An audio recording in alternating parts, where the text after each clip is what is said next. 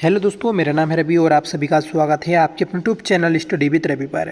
दोस्तों, कल की क्लास में हमने उत्तराखंड परीक्षा वाणी के न्यू एडिशन से उत्तराखंड समसामयिकी को पढ़ा था, जो कि उत्तराखंड समसामयिकी का पहला पार्ट था। आज की इस क्लास में हम उत्तराखंड समसामयिकी के दूसरे पार्ट को पढ़ने जा रहे हैं। तो जितने भी 2025-26 के महत्वपूर्ण करंट अफेयर से रिलेटेड पॉइंट्स हैं, उन सभी को हम अपनी इन क्लासों के माध्यम से कवर करेंगे। जिन लोगों का 23 अगस्त को Uttarakhand high court clerk steno का एग्ज़ाम है, तो वह इस क्लास को ज़रूर देखें और कल की जो हमारी क्लास थी उसको भी आप ज़रूर चैनल पर जाकर देख लें। तो चलिए शुरू कर लेते हैं आज की अपनी इस क्लास को। आज की इस क्लास का पहला बिंदु है कि भारत हिमालय अंतर्राष्ट्रीय रणनीतिक मंच, जिसका आरंभ जो हुआ 13 फरवरी 2026 को उत्तराखंड को रणनीतिक चिंतन, राष्ट्रीय सुरक्षा, सीमा प्रबंधन एवं नीतिगत विमर्श के प्रमुख राष्ट्रीय केंद्र के रूप में विकसित करना। तो ये दोस्तों इसका प्रमुख उद्देश्य है। इसके अन्य विशेषताएं हैं कि राज्यपाल गुरमीत सिंह ने देहरादून में भारत हिमालय अंतर्राष्ट्रीय रणनीतिक मंच का उद्घाटन किया। क्वेश्चन बन जाएगा कि भारत हिमालय अंतर्राष्ट्रीय रणनीतिक मंच का उद्घाटन कहाँ किया गया? तो ये किया गया दोस्तों देहरादून में। किसने किया? गुरमीत सिंह ने। उद्देश्य क्या है याद रखें। इस अवसर पर मंच का लोगो एवं आधिकारिक वेबसाइट भी लॉन्च किया गया था। इस पहल का मार्गदर्शन chief of defence staff general Anil Chauhan तथा राष्ट्रीय सुरक्षा सलाहकार बोर्ड के सदस्य लेफ्टिनेंट जनरल अजय कुमार सिंह कर रहे हैं। तो याद रखें कि ये जो आपका मंच है, इसका मार्गदर्शन कौन कौन कर रहे हैं। तो एक तो आपके CDS अनिल चौहान जी, और दोस्तों राष्ट्रीय सुरक्षा सलाहकार बोर्ड के सदस्य अजय कुमार। ठीक है, अगला पॉइंट है शारदा नदी कॉरिडोर। शारदा नदी कॉरिडोर का शिलान्यास ये 7 फरवरी 2026 को किया गया था, जिसका उद्देश्य पर्यटन आधारित आर्थिक विकास को बढ़ावा देना, रोजगार सृजन तथा क्षेत्रीय अवसंरचना में सुधार करना है। जिसकी विशेषताएं हैं कि मुख्यमंत्री ने चंपावत जिले के टनकपुर में इस कॉरिडोर की आधारशिला रखी। यह परियोजना शारदा महाकाली काली नदी के किनारे स्थित है। परियोजना में शारदा घाट का पुनर्विकास, टनकपुर ड्रेनेज सिस्टम का विकास और दोस्तों बहुमंजिला पार्किंग एवं चूका में हेलीपैड निर्माण शामिल हैं। तो ये सभी जो आपके निर्माण होने हैं या फिर विकास होने हैं, तो ये शारदा कॉरिडोर के तहत होंगे। शारदा नदी में रिवर राफ्टिंग, पैराग्लाइडिंग सुविधाओं का भी विकास करना है।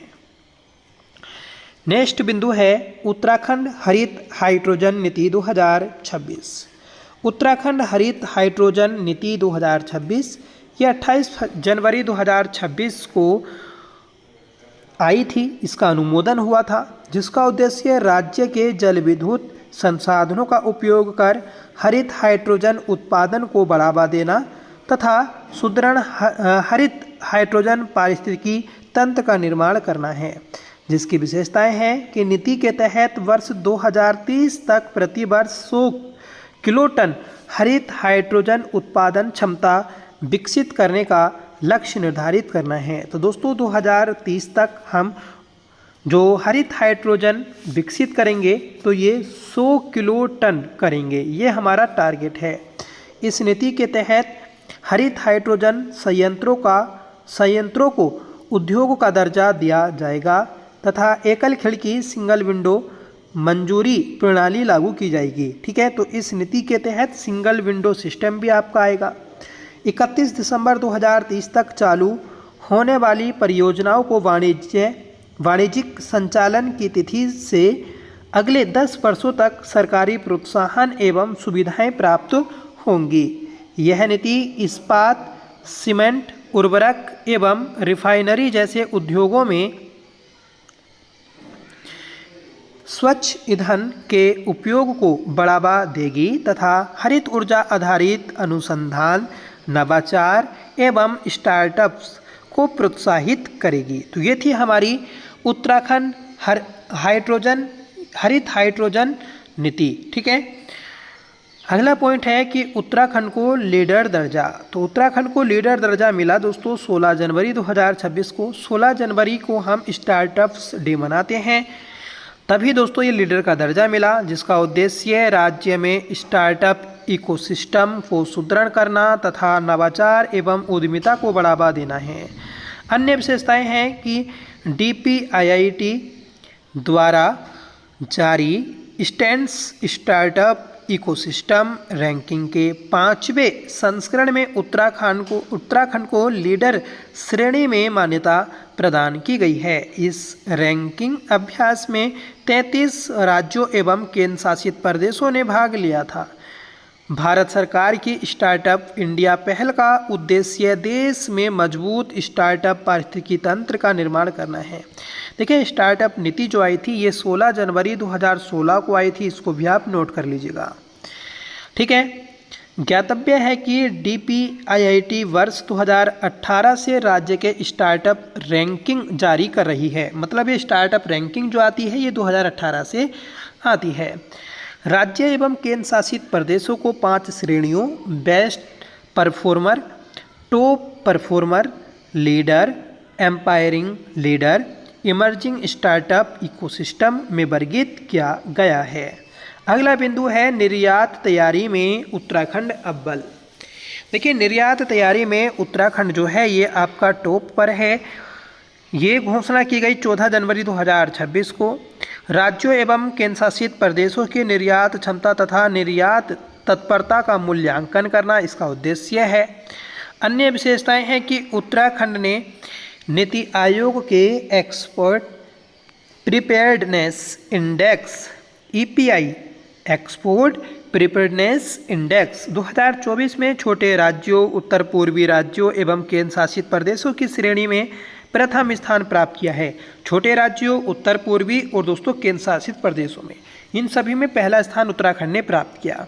राज्य ने निर्यात एवं लॉजिस्टिक्स नीति तथा ODOP one district one product योजना के प्रभावी क्रियान्वयन के माध्यम से यह उपलब्धि हासिल की है। छोटे राज्यों, केंद्र शासित प्रदेशों की श्रेणी में उत्तराखंड के बाद जम्मू कश्मीर एवं नागालैंड का स्थान आता है। बड़े राज्यों की श्रेणी में महाराष्ट्र, तमिलनाडु एवं गुजरात शीर्ष स्थान पर रहे हैं। तो बड़े राज्यों में पहला स्थान किसका है EPI में? तो महाराष्ट्र का। यह सूचकांक 4 मुख्य स्तंभों पर आधारित होता है। एक आपका नीति एवं शासन, व्यापार पारिस्थितिकी तंत्र, निर्यात अवसंरचना और दोस्तों निर्यात प्रदर्शन। इन 4 स्तंभों पर दोस्तों आधारित होता है। उत्तराखंड में हाथी सफारी पुनः शुरू। तो उत्तराखंड में हाथी सफारी दोबारा शुरू की गई है और ये घोषणा नवंबर 2025 में की गई, जिसका उद्देश्य वन्य पर्यटन को बढ़ावा देना तथा पर्यावरण पर्यटन से स्थानीय समुदाय को लाभ पहुंचाना है।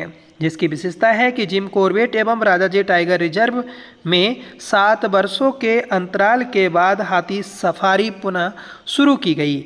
ठीक है, तो जिम कॉर्बेट एवं राजाजी टाइगर रिजर्व में 7 सालों बाद में दोस्तों ये फिर से सफारी आपके शुरू की गई है। वर्ष 2018 में उच्च न्यायालय के द्वारा इस पर प्रतिबंध लगा दिया गया था, जिसे बाद में सर्वोच्च न्यायालय ने हटा दिया। हाथी सफारी वन्य जीवों के बेहतर अवलोकन एवं जैव विविधता के प्रति जागरूकता को बढ़ावा देती है। Jim Corbett tiger reserve Bharat का पहला राष्ट्रीय उद्यान है तथा टाइगर प्रोजेक्ट टाइगर के अंतर्गत प्रमुख बाघ संरक्षण क्षेत्र है। ठीक है, जिम कॉर्बेट का पूर्व जो नाम था ये हेली नेशनल पार्क था 1936 में, जिसे वर्ष 1957 में जिम कॉर्बेट के नाम से जाना गया। हाथी आंकलन 2025, हाथी आंकलन, ठीक है, हाथी आंकलन जो हुआ या फिर हाथियों की जो गणना हुई तो ये 2025 में हुई थी 14 अक्टूबर को। 14 अक्टूबर 2025 को भारतीय वन्यजीव संस्थान WII द्वारा देहरादून में आयोजित 36वें वार्षिक अनुसंधान संगोष्ठी के दौरान भारत में हाथियों की स्थिति DNA आधारित समन्वित अखिल भारतीय हाथी जनसंख्या समन्वित। ठीक है, तो देखिए जो डीएनए आधारित आपकी पहली जनगणना हुई थी, ठीक है, तो इसकी बैठक जो हुई थी आपकी 36वीं वार्षिक अनुसंधान संगोष्ठी, तो ये हमारे देहरादून में ही हुई थी। कब? 14 अक्टूबर 2025 को। ठीक है, जिसकी रिपोर्ट आपकी जारी की गई थी और यह रिपोर्ट पर्यावरण, वन एवं जलवायु परिवर्तन मंत्रालय, प्रोजेक्ट एलिफेंट और WII के संयुक्त प्रयासों से तैयार की गई थी। ठीक है, ज्ञातव्य है कि यह भारत का पहला डीएनए आधारित हाथी आकलन है जिसमें देश भर में 22,446 हाथी होने का अनुमान लगाया गया। यह संख्या 2017 को 29,964 हाथी से लगभग 25% कम है, लेकिन नई विधि के कारण सीधा तुलनात्मक नहीं माना जा सकता। इसे भविष्य के लिए नया बेसलाइन स्थापित करने वाला माना गया है। मतलब पहले जो 2017 में इसकी गणना हुई थी उसमें दोस्तों ज़्यादा हाथी थे। उत्तराखंड में हाथियों की संख्या 1792 है और 1792 हाथी होने के साथ उत्तराखंड ने 5वां स्थान प्राप्त किया, जो उत्तर भारत में प्रथम और देश में सर्वोच्च, देश में 5वां स्थान है। मतलब उत्तर भारत में प्रथम और दोस्तों देश में 5वें स्थान पर है। शीर्ष राज्य कौन कौन से हैं? तो कर्नाटक है जहां पर 6013 हाथी हैं। असम दूसरे स्थान पर, यहाँ पर 4159 हाथी हैं। तमिलनाडु तीसरे स्थान पर, यहाँ पर 3136 हैं। केरल चौथे स्थान पर, यहाँ पर 2785 और उत्तराखंड में 1792 हैं। तो उत्तराखंड की रैंक याद रखिएगा, पहले डीएनए आधारित ये आपकी हाथी गणना थी। आगे बढ़ेंगे और अगला बिंदु है उत्तराखंड गौरव सम्मान 2025। उत्तराखंड गौरव सम्मान 2025 ये 2021 से शुरू हुआ था। ठीक है, प्रत्येक वर्ष यह पुरस्कार प्रदेश के उन विशिष्ट लोगों को प्रदान किया जाता है जिन्होंने मानवीय प्रयास से किसी भी क्षेत्र में असाधारण योगदान दिया है। इन विभूतियों का चयन मुख्य सचिव की अध्यक्षता वाली चयन समिति करती है और 7 नवंबर 2025 को निम्नलिखित 8 व्यक्तियों को यह पुरस्कार दिया गया। मतलब 2025 में ये जो पुरस्कार था ये 8 व्यक्तियों को दिया गया था, याद रखिएगा। ठीक है, पहले है जसपाल राणा जो कि निशानेबाज हैं। देव रतूड़ी ये उद्यमी एवं सामाजिक कार्यकर्ता हैं। टॉम आल्टर ये अभिनेता एवं लेखक हैं, इन्हें मरणोपरांत दिया गया है। ठीक है, इनके अलावा सुशीला बलूनी ये राज्य अधिकार कार्यकर्ता हैं, इन्हें भी मरणोपरांत मिला। गोरा देवी ये चिपको आंदोलन से संबंधित थी, मतलब आपकी पर्यावरणविद थी, ये भी मरणोपरांत इनको दिया गया। खड़क सिंह बाल्दिया भूवैज्ञानिक, इन्हें भी मरणोपरांत। तिलू रतेली ये एक योद्धा थी, इनको भी मरणोपरांत दिया गया। सलेश मटियानी लेखक हैं और इनको भी मरणोपरांत दिया गया। ठीक है, सभी विजेताओं के उपस्थित परिवार के सदस्यों को 1-1 लाख रुपए की धनराशि एवं प्रशस्ति पत्र दिया गया। तो 1-1 लाख रुपए की धनराशि दोस्तों इसमें दी जाती है, इसको भी नोट कर लीजिएगा। आगे बढ़ेंगे और अगला बिंदु है बाल विज्ञान महोत्सव 2025। 15 अक्टूबर 2025 को उत्तराखंड के मुख्यमंत्री ने रुद्रप्रयाग जिले से गुप्तकाशी में उत्तराखंड राज्य विज्ञान एवं प्रौद्योगिकी परिषद यूकास्ट द्वारा आयोजित चतुर्थ सीमांत पर्वतीय बाल विज्ञान महोत्सव 2025 का शुभारंभ किया। ठीक है, तो मुख्यमंत्री ने कहाँ पर किया था? तो गुप्तकाशी में किया था, रुद्रप्रयाग में। इस अवसर पर मुख्यमंत्री पुष्कर सिंह धामी ने सीमांत क्षेत्रों में सुविधाओं के विस्तार के लिए सीमांत क्षेत्र विकास परिषद के गठन की घोषणा के साथ ही सीमांत जिलों में आपदा प्रबंधन, स्वास्थ्य और शिक्षा से जुड़ी जानकारी व प्रशिक्षण के लिए नवाचार केंद्र स्थापित करने का ऐलान किया। इस महोत्सव की थीम जलवायु परिवर्तन अनुकूलन रणनीतियों तथा आपदा जोखिम प्रबंधन एकीकरण थी। ठीक है, तो याद रखिएगा ये जो आपकी बाल विज्ञान महोत्सव 2025 था, इसकी थीम भी आपको नोट करनी है। आगे बढ़ेंगे और अगला बिंदु है कुमाऊं द्वार महोत्सव 2025।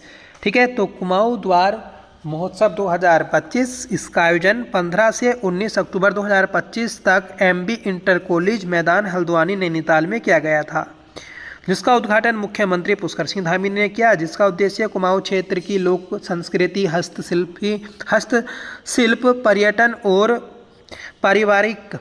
पारंपरिक व्यंजनों को बढ़ावा देना है। इस आयोजन के दौरान लोक नृत्य, संगीत, स्थानीय उत्पादों की प्रदर्शनी, कला मेला और सांस्कृतिक साधनाओं का आयोजन किया गया था। ठीक है, तो इसको भी याद रखें कि कुमाऊं द्वार महोत्सव कहाँ पर आयोजित किया गया था, हल्द्वानी में। आगे बढ़ेंगे और अगला बिंदु है हमारा कि उत्तराखंड SDG सूचकांक 2024-25। तो ये जारी किया था लोक नीति एवं सुशासन केंद्र के द्वारा। सतत विकास लक्ष्यों की प्राप्ति में जिलों एवं राज्य के प्रदर्शन का मूल्यांकन करना इसका उद्देश्य है। अन्य विशेषताएं हैं कि उत्तराखंड का समग्र SDG स्कोर 2023-24 के 72 से बढ़कर 2025-26 में 75 हो गया। ठीक है, देखिए 79 था। ठीक है, 79। वर्ष 2024-25 में राज्य के 12 जिले फ्रंट रनर श्रेणी में शामिल हुए, जबकि एक जिला परफॉर्मर श्रेणी में शामिल हुआ। अल्मोड़ा, पिथौरागढ़ एवं उधमसिंह नगर जिलों ने परफॉर्मर से फ्रंट रनर श्रेणी में स्थान प्राप्त किया।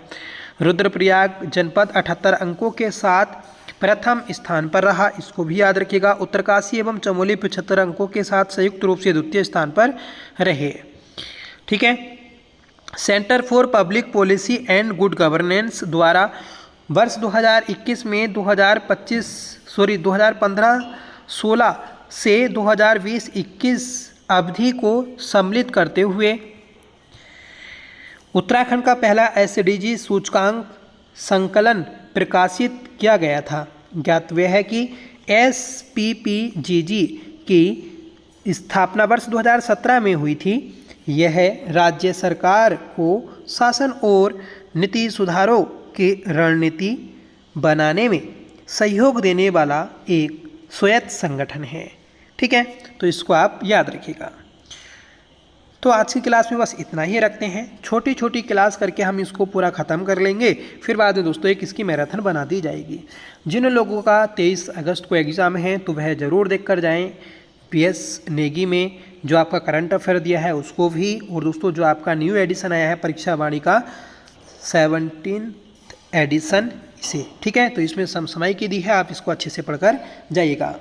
ठीक है, और जल्दी दोस्तों हम परीक्षा वाणी का जो नया एडिशन है उसकी क्लास लेकर आएंगे। उसमें आपको जो नए छात्र हैं उनको ये बताया जाएगा किस आधार से आपको परीक्षा वाणी स्टार्ट करनी है, कैसा तरीका होता है सही जो परीक्षा वाणी हम स्टार्ट करें, कैसे उसको स्टार्ट करें, कैसे उसको पढ़ना है। क्योंकि दोस्तों उत्तराखंड GK GS के लिए जो आधार बुक मानी जाती है तो वह आपकी परीक्षा वाणी ही होती है। तो जब भी आप पढ़ना स्टार्ट करें तो लेटेस्ट बुक से ही पढ़ना स्टार्ट करें, क्योंकि लेटेस्ट बुक में दोस्तों आपका लेटेस्ट आंकड़े दिए होते हैं, लेटेस्ट आपकी चीज़ें दी होती हैं। ठीक है, उसमें सब कुछ आपका अच्छा होता है। ठीक है, तो अगर आपके पास में बुक नहीं है तो आप न्यू एडिशन ले सकते हैं, उससे भी आप अपना करंट अफेयर तैयार कर सकते हैं और चीज़ों को देख सकते हैं। ठीक है, अगर आपने पहली क्लास नहीं देखी है तो उसको आप चैनल पर जाकर देख सकते हैं और कमेंट करके बताएं कि आपको यह क्लास कैसी लगी। आई होप ये क्लास आपको जरूर पसंद आई होगी। अगर आपको पसंद आई हो तो प्लीज़ इसे लाइक करिएगा, दोस्तों में शेयर करिएगा, और आप हमारे चैनल पर पहली बार विजिट कर रहे हैं तो प्लीज़ चैनल को सब्सक्राइब जरूर कर लीजिएगा। तो चलिए मिलते हैं नेक्स्ट वीडियो के साथ, तब तक के लिए bye. Thank you so much for watching. जय हिंद।